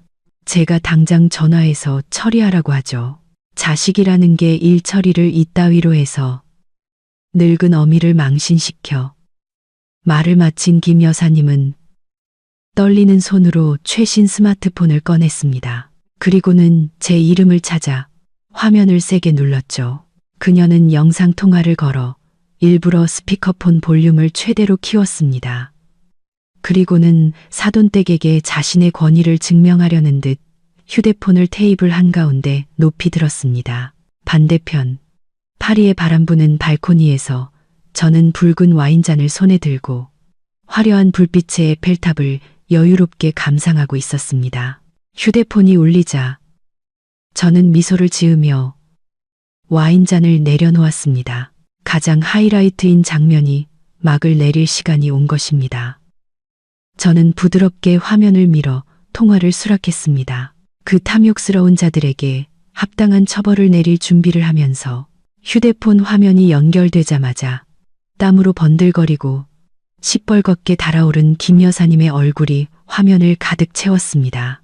그 뒤로 어리둥절한 사돈어른들과 수군거리는 직원들까지 테이블에 모인 모든 이들의 호기심 어린 시선이 어렴풋이 보였습니다. 레스토랑의 소음이 스피커를 통해 흘러나왔지만 시어머니의 고함 소리는 그 모든 소음을 찢고 파리의 고요한 오후를 뒤흔들었습니다. 여보세요. 민서야. 너 지금 무슨 짓을 한 거야? 왜 카드가 안 긁혀? 한도를 2억으로 올려줬다며. 당장 풀어. 너 내가 여기서 망신당하는 꼴 보고 싶어서 카드 잠근 거야? 어머니는 화면에 침까지 튀기며 소리쳤습니다. 이것이 단순한 기술적 문제이며 여전히 자신이 며느리에게 명령할 수 있는 위치에 있다는 것을 사돈댁에게 증명하려는 듯 스피커폰은 최대 볼륨으로 켜져 있었습니다. 레스토랑 전체가 제 대답을 기다리며 숨을 죽이는 듯 했습니다. 저는 뜨거운 차를 한 모금 마시고 가장 편안한 자세로 고쳐 앉았습니다. 그리고 카메라를 똑바로 응시하며 7년 전에 저 자신조차 낯설게 느껴질 만큼 차가운 미소를 지었습니다. 제 목소리는 평온했지만 면도날처럼 날카롭게 울려 퍼졌습니다. 어머니, 무슨 말씀이세요? 저는 어머니께서 현금을 가지고 계신 줄 알았는데요. 그 가족카드는 제가 예전에 이미 결제 기능 잠가뒀어요. 긁을 돈이 한 푼도 안 들어있는데 어떻게 결제가 되겠어요? 제가 OTP 보안카드 전부 가지고 온 거 기억 안 나세요? 그 말을 들은 김 여사님은 그대로 얼어붙었습니다. 두 눈이 시뻘겋게 충혈되어 튀어나올 듯했죠. 그녀는 제가 이렇게 많은 사람 앞에서 공개적으로 반박할 줄은 상상도 못했을 겁니다. 치욕감의 분노가 걷잡을 수 없이 폭발했습니다. 그녀는 휴대폰에 얼굴을 바싹 대고 이를 갈며 한 글자 한 글자 내뱉었습니다. 너 뭐라고 했어? 이 천하의 몹쓸 년. 내가 1억 보내달라고 했을 때 네가 그러겠다고 했잖아. 나를 속인 거야. 내가 지금 귀한 손님 모시고 있는 거 안 보여. 당장 카드 풀어. 안 그러면 집에 가서 네 머리털을 다 뽑아버릴 줄 알아. 이제 저도 더는 그 가식적인 가족의 화목을 지킬 필요가 없었습니다. 저는 찻잔을 내려놓고 화면 너머로 이글거리는 어머니의 눈을 깊이 들여다보았습니다. 그리고 그 화려한 테이블에 둘러앉은 모든 사람이 똑똑히 들을 수 있도록 느리고 또렷하게 한마디 한마디 쏘아붙였습니다. 어머니, 제가 아까 뭐라고 말씀드렸는지 기억 안 나세요? 돈은 은행에 있으니 직접 가서 찾으시라고요. 그 말의 진짜 의미를 모르셨어요. 제 말은 그 돈은 제 은행 계좌에 있고 그걸 어머니께 드릴 생각은 추호도 없다는 뜻이었어요. 돈이 필요하시면 어머니께서 직접 버시거나 어머니 통장에서 직접 인출하세요. 제 피와 땀에 손대실 생각은 꿈에도 마시고요. 김 여사님은 입을 떡 벌린 채 아무 말도 못했습니다. 저는 지난 7년간 억눌러 왔던 모든 울분을 한마디 한마디에 실어 쏟아냈습니다. 7년 동안 제가 이 집 며느리로 살면서 등골이 휘도록 일해서 남편 도박 빚 갚고 어머니 VIP 병실비 내드리고 시누이 차 사주고 이 집 식구들 먹고 자는 것까지 다 책임졌어요. 저는 그게 효도인 줄 알았는데 어머니 눈에는 제가 그저 파내도 파내도 마르지 않는 금광이었나 보죠.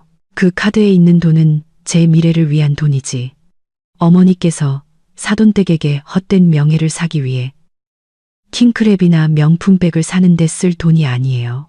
오늘 그 킹크랩과 전복 어머니께서 직접 주문하셨으니 어머니 돈으로 직접 계산하세요.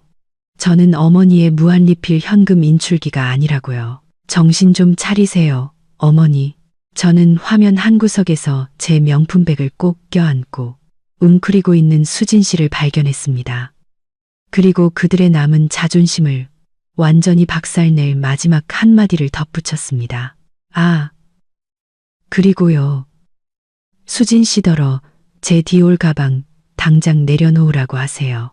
그건 제가 프로젝트 성공 보너스로 산 제 물건이지 아무나 막 가져다 쓰는 공공재가 아니에요. 집에 돌아가서 흠집 하나 안 나게 조심해서 옷장에 넣어두라고 전해주세요. 흠집 하나라도 나면 수진 씨 차 팔아도 못 갚을 테니까요. 말을 마친 저는 상대방의 어떤 반응도 기다리지 않았습니다. 저는 냉정하게 빨간색 통화 종료 버튼을 눌렀습니다. 뚝! 화면이 까맣게 변하고 연결은 끊겼습니다. 하지만 저는 알 수 있었습니다. 한국의 그 화려한 5성급 레스토랑에서는 죽음과도 같은 침묵과 치욕이 모든 것을 뒤덮고 있을 것이라는 것을. 김 여사님은 레스토랑 한복판에서 망부석처럼 굳어버렸습니다. 그녀의 손에 들린 휴대폰은 이제 천근만근처럼 무겁게 느껴질 것이고 사돈댁의 경멸 어린 시선과 주변 사람들의 수군거림은 그녀의 허황된 자존심에 내려진 가장 잔혹한 판결이 될 것입니다. 김 여사님의 손에서 휴대폰이 테이블 위로 쿵 소리를 내며 떨어졌습니다. 5성급 레스토랑 VIP룸에 소름 끼치는 정적 속에서 그 건조한 소리가 울려 퍼졌죠. 화면은 이미 꺼졌지만 진실을 폭로했던 제 단호한 말들의 여운은 여전히 귓가에 맴돌며 가면이 벗겨진 자들의 머리 위를 떠다녔습니다. 테이블을 뒤덮은 침묵은 평화의 고요함이 아니라 굴욕이라는 폭풍이 닥치기 전에 죽음과 같은 정적이었습니다. 그 폭풍은 곧 김 여사님 가족의 명예를 진흙탕 속으로 처박아 버릴 참이었죠. 가장 먼저 반응한 것은 사돈어른이었습니다. 그는 식탁 냅킨을 테이블 위로 3개 내던졌고 그 바람에 마시던 와인잔이 엎질러졌습니다. 핏빛 와인이 새하얀 테이블보 위로 번져나갔습니다. 그는 분노와 수치심으로 얼굴이 시뻘개진 채 벌떡 일어났습니다. 그리고 돌처럼 굳어버린 김 여사님의 얼굴에 대고 손가락질하며 소리쳤습니다. 사부인, 당신, 우리 부부를 뭘로 본 거요? 대단히 고상하고 품위 있는 분인 줄 알았더니 결국 며느리 등골 빼먹고 사는 기생충에 빌린 돈으로 여왕 행세나 하는 사람이었구려. 우리를 여기까지 불러내서 이따위 삼류 막장 드라마나 구경시키려고 한 거요. 당신같이 속빈 강정 같은 사람과 사돈을 맺었다니 우리 집안 망신이요. 사돈 마님도 입술을 삐죽이며 핸드백을 챙겨 일어섰습니다. 김 여사님을 벌레 보듯 쳐다보며 말했죠. 여보, 갑시다. 저런 허영심 많은 사람이랑 같이 있다가 재수 없는 꼴 당하겠어요. 수진아, 너는 집에 가서 네 엄마 교육이나 똑바로 시켜라. 우리 집안은 저렇게 기생충처럼 사는 거 용납 못한다. 말을 마친 사돈 내외는 뒤도 돌아보지 않고 문을 향해 걸어 나갔습니다. 테이블 위에 놓인 거에게 청구서에는 단 1원도 보탤 생각이 없어 보였죠. 김 여사님은 하며 그들을 붙잡으려 했지만 다리가 굳어 꼼짝할 수 없었습니다. 이때 이 비극적인 희극을 처음부터 끝까지 지켜본 레스토랑 지배인이 한 걸음 다가왔습니다. 여전히 정중한 태도를 유지했지만 목소리는 조금의 존중도 없이 단호해져 있었죠. 고객님, 손님들은 다 가셨습니다. 식사 비용사 200만 원을 결제해 주셔야 저희도 마감을 할 수 있습니다. 그리고 백화점 계산대에 맡겨두신 0만 원 상당의 물품은 구매하지 않으실 거면 저희 직원이 가서 취소 처리하도록 하겠습니다. 김 여사님은 벌벌 떨었습니다. 땀이 비오듯 쏟아져 두꺼운 화장을 전부 녹여버렸고 주름진 얼굴이 창백하게 드러났습니다. 그녀는 준호의 어깨를 세게 흔들며 공황 상태에 빠진 목소리로 외쳤습니다. 준호야, 준호야, 너 돈 있니? 아까 엄마가 민서 카드로 뽑으라고 준 500만 원 어디 있어? 내 월급이랑 보너스는 있는 거 다 꺼내서 일단 이것부터 막아. 빨리. 준호는 의자에 웅크린 채 핏기 하나 없는 얼굴로 더듬거렸습니다. 엄마, 나 그거 어젯밤 축구 경기 진 거 만회하려고 게임에 다 충전했어. 엄마가 돈 있는 줄 알고 나 한 푼도 없어. 그 말을 들은 김 여사님은 거의 실신할 지경이었습니다. 그녀는 마지막 희망을 걸고 명품백을 든 딸 수진 씨를 돌아봤습니다. 수진아, 너는 내 남편 부자잖아. 당장 전화해서 돈 좀 보내달라고 해. 엄마 좀 살려줘. 수진 씨는 가방을 품에 꼭 껴안고 울상이 된 얼굴로 말했습니다. 남편 출장 가서 전화 꺼놨어. 엄마, 그리고 그 사람은 돈 관리 엄청 철저해서 내가 비상금 같은 게 어디 있어. 엄마가 밥 사준다고 했으니까 엄마가 해결해야지. 왜 이제 와서 나한테 내라고 그래. 이 가짜 명문가의 한심한 책임 전가를 지켜보던 지배인은 인내심을 모두 잃었습니다. 그녀가 신호를 보내자 건장한 보안 요원 2명이 즉시 나타나 VIP룸의 출입구를 막아섰습니다. 만약 결제 능력이 없으시다면 저희는 사기 및 무전 취식 혐의로 경찰에 신고하여 처리할 수밖에 없습니다. 경찰이라는 2글자에 김 여사님은 극도의 공포에 휩싸였습니다. 평생 헛된 명예에 기대어 살아온 그녀였습니다. 지금 수갑을 차고 끌려간다면 무슨 낯으로 세상을 보겠습니까? 궁지에 몰린 그녀는 허둥지둥 목에 걸린 굵은 순금 목걸이와 손가락에 커다란 옥반지를 풀어 테이블 위에 내던졌습니다. 안 돼, 경찰은 부르지 마시오. 나 돈 있소. 여기 금이 있잖소. 이거 24K 순금. 아주 비싼 거요. 이거 다 합치면 1억은 좋게 될 거요. 이걸 담보로 맡아두시오. 모자란 건 내일 와서 갚겠소.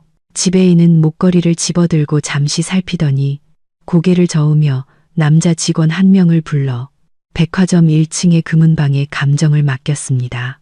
5분 후 직원이 착잡한 표정으로 돌아와 모두가 보는 앞에서 주얼리를 테이블 위에 내려놓았습니다.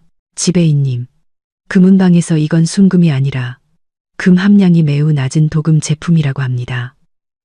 전부 다 합쳐도 기껏해야 3, 40만 원 정도라고 하네요. 청구서의 10분의 1도 안 되는 금액입니다. 김 여사님은 그대로 얼어붙었습니다. 두 눈이 뒤집혔죠. 동네 방네 순금이라고 자랑하고 다니던 목걸이가 사실은 체면을 위해 중고 매장에서 싸게 산 가짜였다는 사실. 적나라한 진실이 낯선 사람들 앞에서 까발려지자 그녀는 쥐구멍에라도 숨고 싶었습니다.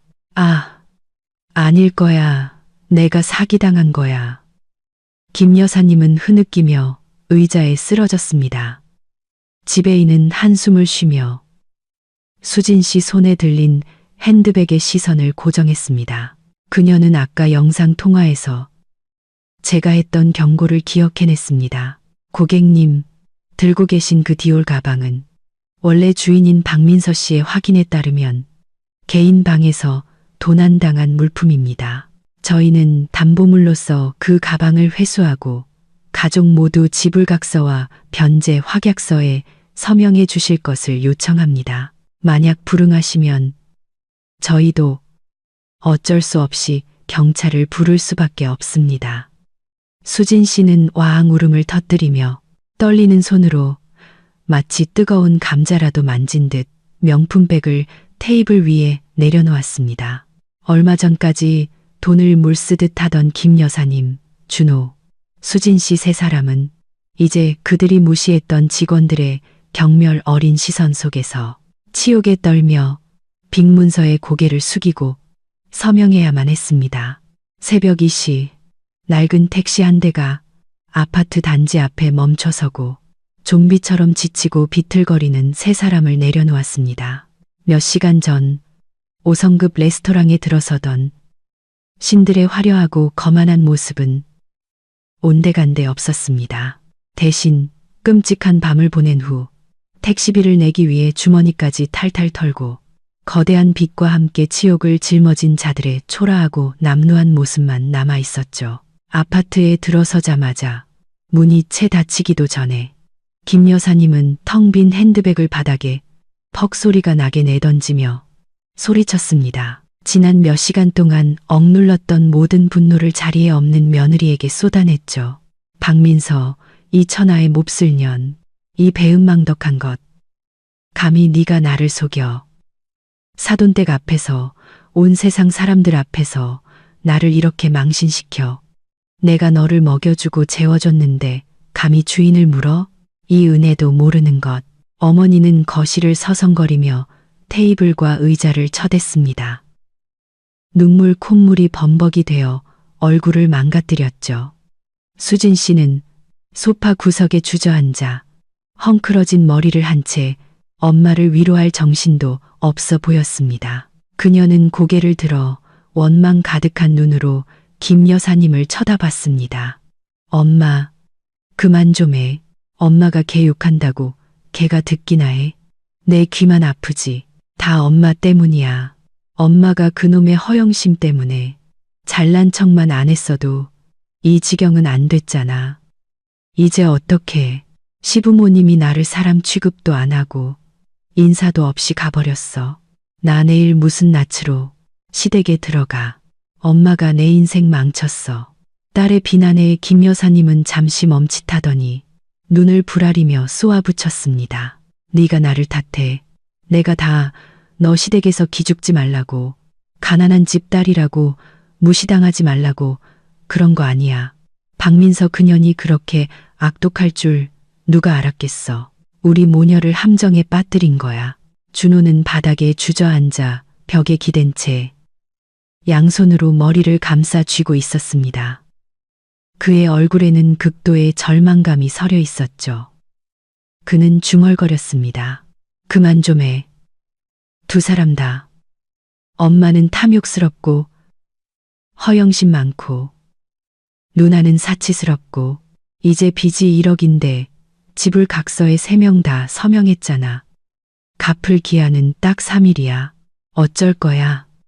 못 갚으면 저쪽에서 고소해서 우리 다 같이 감옥 가게 생겼다고. 방 안의 공기는 납처럼 무겁게 가라앉았습니다. 빈털터리에 남에게 의존하는데 익숙한 그들에게 3일 안에 1억을 마련하는 것은 불가능한 임무였습니다. 김 여사님의 시선이 방 안을 헤매다 거실의 65인치 커브드 TV와 주방의 양문형 냉장고에 멈췄습니다. 팔자, 김 여사님은 단호하게 말했습니다. 저 TV, 저 냉장고, 노래방 기계까지 싹 다 팔아버리면 빚은 갚을 수 있을 거야. 이 집 물건들은 다 공동재산이니 내가 팔 권리가 있어. 그 말을 들은 준호와 수진 씨는 환호하며 당장이라도 가전제품을 뜯어내 팔러 갈 기세로 달려들었습니다. 하지만 TV에 손을 대려던 준호가 갑자기 전기에 감전된 듯 손을 뗐습니다. 그는 무언가 떠오른 듯 얼굴이 새하얘졌습니다. 아, 안 돼, 엄마.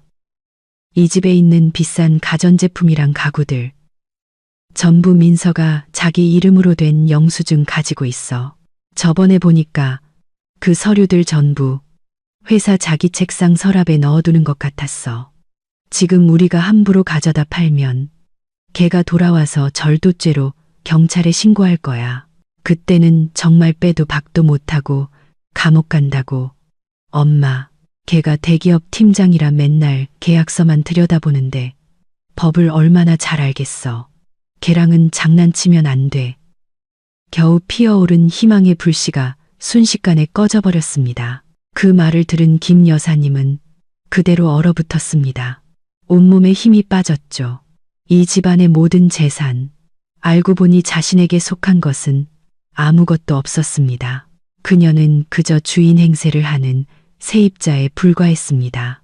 화려한 껍데기 속에 숨은 빈털터리 빚쟁이, 억울함과 치욕, 그리고 공포가 한계치를 넘어서자 김 여사님은 더 이상 견딜 수 없었습니다. 피가 머리로 솟구치며 그녀는 가슴을 부여잡고 숨을 헐떡였습니다. 눈이 뒤집히더니 소파 위로 쓰러져 발작을 일으키기 시작했습니다. 수진 씨가 비명을 질렀습니다. 엄마, 엄마, 준호 오빠, 빨리 119 불러. 엄마, 혈압 올라서 쓰러졌어. 집안은 순식간에 아수라장이 되었습니다. 준호는 허둥지둥 휴대폰을 찾았지만 손이 벌벌 떨려 소파 밑으로 떨어뜨리고 말았습니다. 휴대폰을 찾으려고 몸을 숙이는 순간 그의 손이 소파 밑에 끼어 있던 편지 봉투에 닿았습니다. 아마 며칠 전부터 그곳에 떨어져 있었지만 아무도 몰랐던 모양입니다. 준호는 봉투를 주워 버리려다 봉투에 찍힌 굵은 글씨를 보고 멈칫했습니다. 은행 주택담보대출 연체 및 경매 절차 진행 예고 통지서. 불길한 예감에 준호는 봉투를 찢었습니다. 안에는 이 아파트가 준호의 이름으로 된 거액의 대출의 담보로 잡혀 있으며 지난 6개월간 이자를 납부하지 않아 10일 이내에 원금과 이자 20억 원을 상환하지 않을 경우 은행이 자산을 회수하고 경매 처분 절차를 시작할 것이라는 내용의 통지서가 들어 있었습니다. 준호는 통지서를 손에 든 채 빗기 하나 없는 얼굴로 식은땀을 줄줄 흘렸습니다. 그는 소파 위에서 가쁜 숨을 몰아쉬는 어머니를, 울부짖는 누나를, 그리고 이 집의 사망 선고나 다름없는 통지서를 번갈아 보았습니다. 그동안 숨겨왔던 도박빚의 비밀과 몰래 집문서를 담보로 잡혔던 사실이 가족의 가장 어두운 순간에 터져버린 것입니다. 레스토랑에서의 악몽 같은 밤이 지나고 3일 후 아파트의 공기는 여전히 장례식장처럼 무겁고 암울했습니다. 김 여사님은 병원에서 막 퇴원해 머리에 흰 붕대를 감고 소파에 누워 있었습니다. 숨소리는 약하고 거칠었죠. 준호는 구석에 웅크리고 앉아 있었습니다. 며칠간 잠을 못 자고 은행빚 걱정에 시달린 탓에 수염은 덥수룩했고 눈은 자랬습니다. 수진 씨는 빚 독촉이 두려워 방에 틀어박혀 나오지도 않았습니다. 현관문이 갑자기 벌컥 열렸습니다. 제가 여행 가방을 끌고 집 안으로 들어섰습니다. 얼굴에는 아무런 표정도 없었죠. 저는 출장을 단축하고 가장 빠른 비행기 표를 구해 돌아왔습니다. 걱정이나 사과를 위해서가 아니었습니다. 이 가족이 만들어낸 이 지저분한 쓰레기 더미를 치우고 모든 것을 한 번에 끝내기 위해서였습니다. 저를 본 김 여사님은 마치 부활이라도 한 듯 소파에서 벌떡 일어나 상처 입은 야수처럼 제게 달려들었습니다. 이 천하의 몹쓸 년, 내가 돌아왔구나. 내가 나를 이 꼴로 만들어 놓고 내가 너를 죽여버릴 거야. 내 그 잘난 얼굴을 갈기갈기 찢어놔야 내 분이 풀리겠어. 그녀는 손을 들어 제 뺨을 때리려 했지만 제가 더 빨랐습니다. 저는 그녀의 손목을 낚아채 꽉 잡았습니다. 저는 그녀의 눈을 똑바로 쳐다봤습니다. 제 날카로운 눈빛에 그녀가 주춤했죠. 저는 태연하게 휴대폰을 꺼내 집안 CCTV에서 신중하게 추출한 영상을 틀었습니다. 화면에는 김 여사님이 다리를 꼬고 앉아 해바라기 씨를 뱉으며 저를 험담하는 모습이 선명하게 나타났습니다. 이어서 수진 씨가 몰래 제 방에 들어가 명품백을 훔치는 장면이 나왔습니다. 김 여사님과 준호는 그대로 얼어붙어 아무 말도 하지 못했습니다. 어머니, 똑똑히 보세요.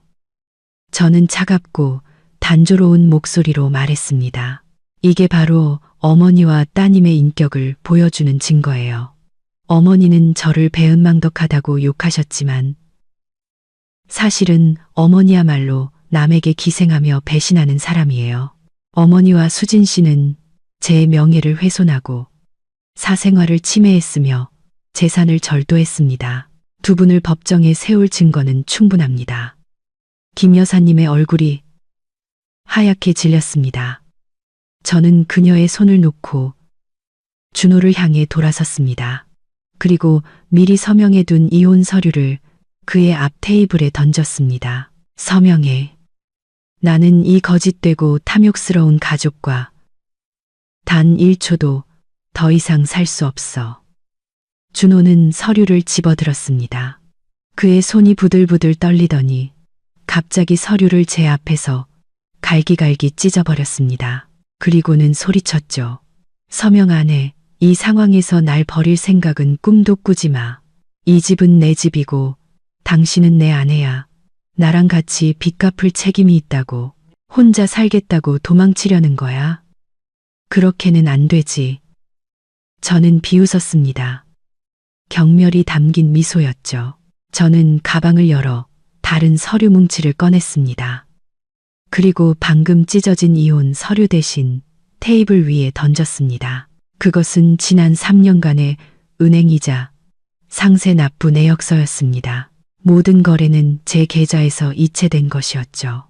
그리고 그 옆에는 제가 이곳에 오기 전 우편함에서 몰래 가로챈 준호 앞으로 온 연체 통지서와 자산 압류 결정서가 있었습니다.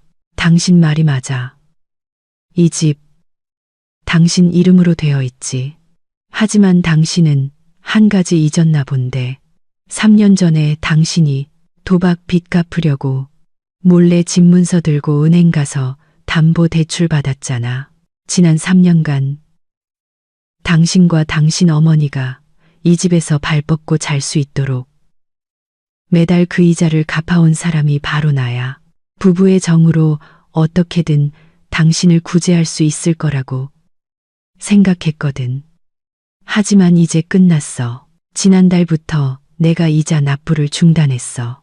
은행에서는 이미 자산 압류 결정을 내렸고 다음 주면 와서 이 집을 봉인하고 경매에 넘길 거야. 그 말을 들은 김 여사님은 바닥에 주저앉았습니다. 눈이 뒤집히고 입을 떡 벌린 채 믿을 수 없다는 표정이었죠. 아들이 사준 집이라는 그녀의 자부심, 그녀의 마지막 구명줄이 이제 연기처럼 사라져 버렸습니다. 그녀는 자신이 애지중지하던 귀한 아들 때문에 빈털터리가 완벽한 빈털터리가 된 것입니다. 아니야, 그럴 리가 없어. 내 집, 내 아들 집인데.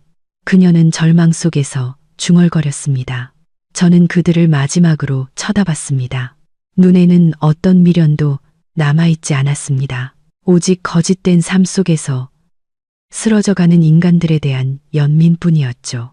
저는 여행 가방을 끌고 문으로 향했습니다. 뒤로는 한 가족의 완전한 붕괴를 남겨둔 채 은행에서 집을 봉인하기 전에 3일 줄 테니 짐 싸서 나가. 이제 각자 알아서 살아. 나는 지금 바로 떠날 거니까. 이선연. 조용한 공간에 박스테이프가 찍 하고 뜯어지는 소리만 울려 퍼졌습니다. 제 눈앞의 광경은 참으로 비참했습니다. 한때 큰 소리치며 저를 가르치려 들고 가짜 부유함에 거만하게 고개를 들었던 세 사람이 이제는 낡은 종이 상자를 서로에게 미루며 구슬땀을 흘리고 있었습니다. 김 여사님의 자부심이었던 고급 아파트는 이제 옷가지, 그릇, 그리고 그들이 간신히 챙겨가려는 싸구려 물건들로 어지럽혀진 전쟁터 같았죠. 한때 이탈리아제 가죽 소파를 차지하고 앉아 위세를 떨치던 김 여사님은 이제 먼지 쌓인 바닥에 주저앉아 있었습니다. 머리는 헝클어졌고 손에는 낡은 옷 몇 벌이 든 비닐봉지를 꼭 쥐고 있었죠. 어제의 그 거만했던 모습은 온데간데 없고 대신 넋이 나간 절망적인 노파의 모습만 남아 있었습니다. 수진아. 김 여사님은 충혈된 눈으로 딸을 올려다보며 갈라진 목소리로 애원했습니다.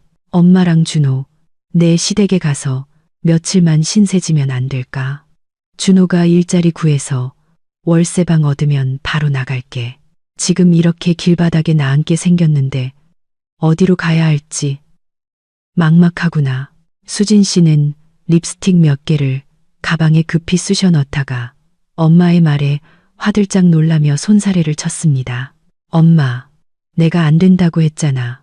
저번에 레스토랑에서 그 난리가 난 거 시부모님이 아시고 우리 집 빚 문제에 절대 엮이지 말라고 엄포를 놓으셨어. 지금 내가 엄마랑 준호 오빠 데리고 들어가면 나까지 집에서 쫓겨난단 말이야. 나도 내 몸 하나는 건사해야지. 엄마, 미안하지만 이해해줘. 말을 마친 수진 씨는 마치 엄마에게 붙잡히기라도 할까봐 서둘러 가방을 챙겨 문 밖으로 도망치듯 사라졌습니다. 산더미 같은 짐과 늙은 어머니, 남동생을 내버려 둔 채 김 여사님은 엘리베이터 문 뒤로 사라지는 딸의 뒷모습을 보며 눈물을 글썽였습니다. 그녀가 애지중지 키우고 하늘처럼 떠받들었던 딸. 이제 그녀가 가장 비참할 때 조금의 망설임도 없이 등을 돌려버렸습니다. 그녀는 아들 준호에게서라도 위안을 얻으려 했지만 돌아온 것은 원망뿐이었습니다. 준호는 신발 몇 켤레를 상자에 던져 넣으며 투덜거렸습니다. 뭘 봐. 다 엄마 때문이잖아. 그렇게 수진이만 오냐오냐 키우니까 이제 와서 자기 살겠다고 쏙 빠지는 거 아니야. 그리고 나도 옛날에 기술이라도 배우겠다고 했을 때 엄마가 반대했잖아. 집에서 좋은 때 기다리라고. 이제 와서 내가 뭘 해서 돈을 벌어. 민서가 떠난 것도 엄마가 걔를 너무 쥐어짰기 때문이라고. 이제 집도 잃고 아내도 잃고 빚더미에 앉았는데 어떻게 살라는 거야. 김 여사님은 그대로 얼어붙었습니다. 그녀가 금이야 오기야 키우고 옳고 그름을 떠나 항상 편들어줬던 귀한 아들이 이제 모든 죄를 그녀에게 뒤집어 씌우고 있었습니다. 그녀는 폐허가 된 집 한가운데 주저앉았습니다. 제가 끓여주던 밥도, 제가 건네주던 돈도, 그녀가 괴롭히고 손 벌릴 대상도 이제 없었습니다. 그녀는 모든 것을 잃었습니다. 집, 명예, 그리고 가장 중요했던 황금알을 낳는 거위였지만 그녀가 어리석게 내쫓아버린 며느리까지.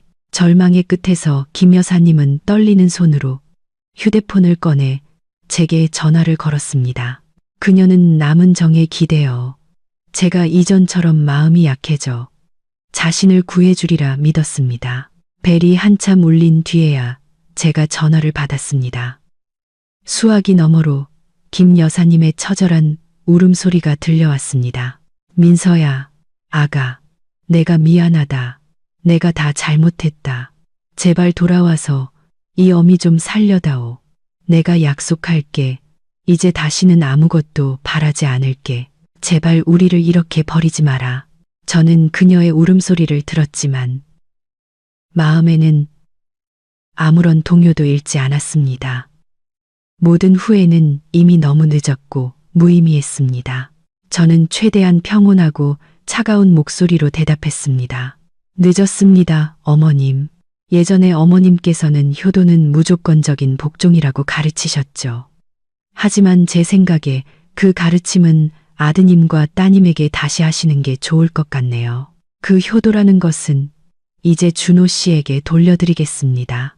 앞으로 행복하시든 불행하시든 스스로 책임지세요. 저는 전화를 끊고 번호를 차단했습니다.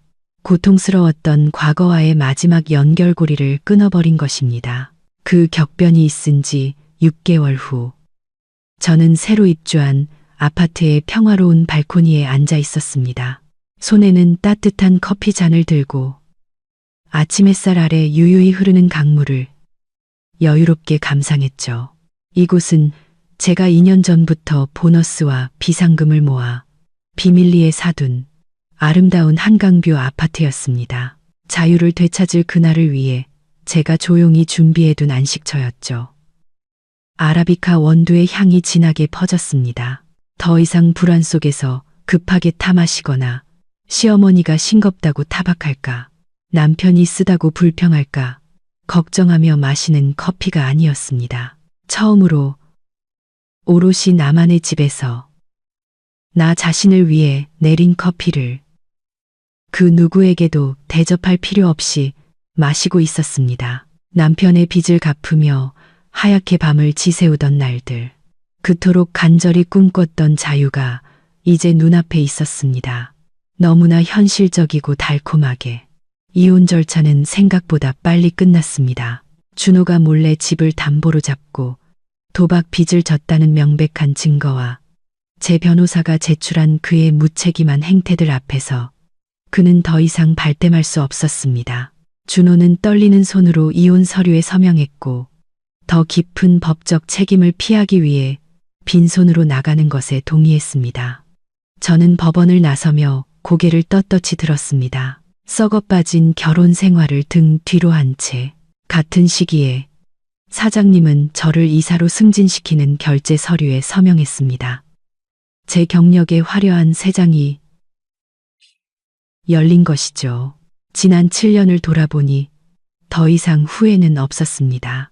그것은 오늘의 저를 단련시킨 값비싼 수업료였다고 생각합니다. 어제 예전 아파트의 이웃 아주머니가 아직도 놀라움이 가시지 않은 목소리로 메시지를 보내왔습니다. 김 여사님과 준호는 이제 도시 외곽의 허름하고 습한 노동자 동네의 월세방에서 살고 있다고 합니다. 준호는 매일 배달 대행 기사로 일하며 얼굴은 까맣게 타고 고생한 티가 역력하다고 했습니다. 낡은 오토바이 한 대가 그에게 남은 유일한 재산이었죠. 한때 사람들에게 과시하기 위해 킹크랩과 전복을 주문했던 김 여사님은 이제 허름한 백반집에서 설거지를 하고 있다고 했습니다. 설거지를 하면서도 신세 한탄을 하다가 주인에게 욕을 바가지로 먹으면서도 먹고 살기 위해 이를 악물고 참는다고요. 그녀의 허황된 자존심은 결국 잔인한 현실에 무참히 짓밟힌 것입니다. 저는 그 이야기를 들었지만 마음속에는 통쾌함도 동정심도 잃지 않았습니다. 그들은 스스로 뿌린 씨앗의 열매를 거두고 있을 뿐입니다. 저는 휴대폰 연락처를 열어 한때 악몽이었던 이름들 남편, 시어머니를 찾았습니다. 화면 위를 가볍게 스쳐 영구 삭제를 선택했습니다. 마치 가슴을 짓누르던 마지막 돌덩이를 내려놓은 듯 마음이 가벼워졌습니다. 저는 휴대폰을 내려놓고 찬란한 여명이 밝아오는 수평선을 보며 미소 지었습니다. 폭풍은 지나갔고 이제는 나 자신을 위해 살 시간입니다. 저는 제 마음속에 가장 아끼는 말을 되뇌었습니다. 여자에게 남는 것은 자식과 자기 자신뿐이다. 자격 없는 자들은 그들 자신의 탐욕에 대한 대가를 스스로 치르게 내버려 두자. 오늘 아침 커피는 왜 이리도 향기롭고 진한 걸까요? 아마도 그것은 제가 7년의 청춘을 바쳐 되찾은 완전한 자유로 내렸기 때문일 겁니다. 인생에서 효도는 인간의 근본이지만 맹목적인 효도는 자존감을 죽이는 독약입니다. 여성들이여, 다른 사람이 당신의 가치를 짓밟을 수 있을 만큼 고개를 숙이지 마세요. 스스로를 사랑할 때만이 우리는 필요한 경계선을 설정할 힘을 가질 수 있으니까요. 햇살이 높이 솟아올라 오래된 눈물 자국을 말려주었습니다. 이제 남은 것은 맑고 푸른 하늘과 제가 걸어갈 널찍한 길뿐이었습니다.